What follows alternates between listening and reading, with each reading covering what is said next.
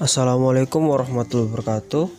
Perkenalkan, nama saya Muhammad Yayan Dirja Sakti dengan NIM 202055202104. Jadi di kesempatan kali ini saya akan mempresentasikan tugas, yaitu analisa pemodelan data spasial dengan beberapa tema, yaitu yang pertama pemodelan analitis, yang kedua proses pemodelan fisik dan lingkungan, yang ketiga proses pemodelan pengambilan keputusan, dan yang keempat yaitu proses pemodelan lingkungan dan manusia.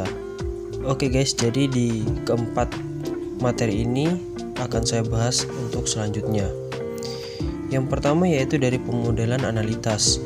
Pemodelan analisis adalah sekumpulan model dan teknik untuk melakukan analisis kebutuhan perangkat lunak. Sasaran dari model analisis adalah: 1. Untuk menggambarkan apa yang dibutuhkan untuk pelanggan. 2. Membangun dasar bagi pembuatan desain perangkat lunak. Yang ketiga, membatasi serangkaian persyaratan yang dapat divalidasi begitu perangkat lunak dibangun. Proses pemodelan analitis. Proses pemodelan analitis terdiri dari beberapa tahap, yaitu yang pertama pengumpulan data, processing data, pemilihan fitur, pemilihan model, pelatihan model, evaluasi model, dan penggunaan model. Untuk deskripsinya mungkin bisa dilihat sangat lengkap.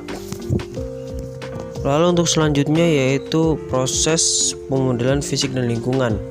Proses pemodelan fisik dan lingkungan adalah proses mengembangkan model fisik atau lingkungan dari suatu sistem atau proses dengan tujuan untuk memahami, menganalisis, dan meramalkan perilakunya.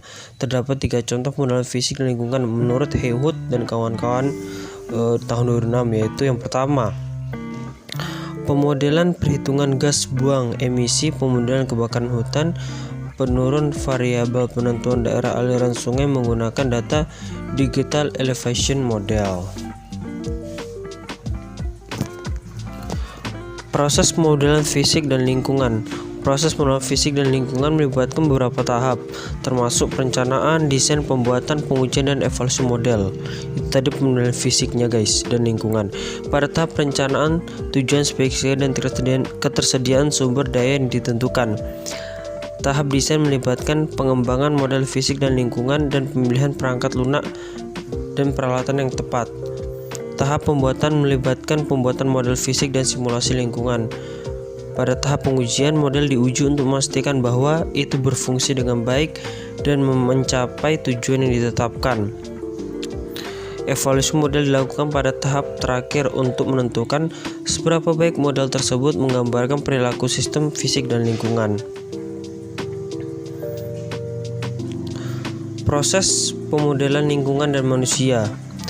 Pemodelan lingkungan adalah penggambaran proses lingkungan beserta hubungan antar komponen variabel atau variabel pembentuknya menggunakan representasi logika dan matematika. Pemodelan manusia. Terdapat 2 model utama dalam pemodelan perilaku manusia, yaitu model interaksi spasial, yang artinya model yang digunakan untuk memahami dan memprediksi lokasi suatu aktivitas dan pergerakan material, orang maupun informasi. Model gravitasi, yaitu model yang digunakan untuk peluruhan jarak yang bersumber dari hukum gravitasi Newton untuk menghitung interaksi relatif antar 2 tujuan atau kota yang berbeda. Contoh aplikasi pemodelan lingkungan dan manusia. Beberapa contoh aplikasi pemodelan lingkungan dan manusia adalah: yang pertama, pemodelan polusi udara dan dampaknya terhadap kesehatan manusia, pemodelan perubahan iklim dan dampaknya terhadap manusia dan lingkungan. Yang ketiga, pemodelan kebijakan pembangunan yang berkelanjutan dan dampaknya terhadap lingkungan dan kehidupan. Selanjutnya, proses pemodelan pengambilan keputusan. Proses pengambilan keputusan adalah proses pengembangan model yang digunakan untuk membantu pengambilan keputusan. Model yang dibangun dalam proses ini akan digunakan untuk memperkirakan hasil yang mungkin terjadi dari berbagai keputusan yang diambil. Beberapa contoh dari proses pemodelan pengambilan keputusan antara lain yaitu yang pertama pemodelan risiko, Kemudian optimasi pemodelan simulasi. Dalam proses pemodelan pengambilan keputusan, penting untuk mempertimbangkan berbagai faktor yang dapat mempengaruhi hasil keputusan, seperti ketidakpastian kompleksitas dan keterbatasan sumber daya yang tersedia. Selain itu, proses model yang dibangun juga harus memiliki tingkat akurasi yang memadai untuk dapat diandalkan dalam membantu pengambilan keputusan. Adapun aplikasi pemodelan pengambilan keputusan, pemodelan pengambilan keputusan dapat digunakan dalam berbagai bidang, antara lain yang pertama bisnis, digunakan untuk membantu dalam membuat keputusan bisnis. Lalu teknik dapat digunakan untuk memprediksi hasil dari suatu proyek teknik, seperti ukuran dan material yang optimal. Yang ketiga, kesehatan dapat digunakan untuk membantu dalam pengambilan keputusan medis seperti diagnosis penyakit dan penentuan pengobatan yang paling efektif.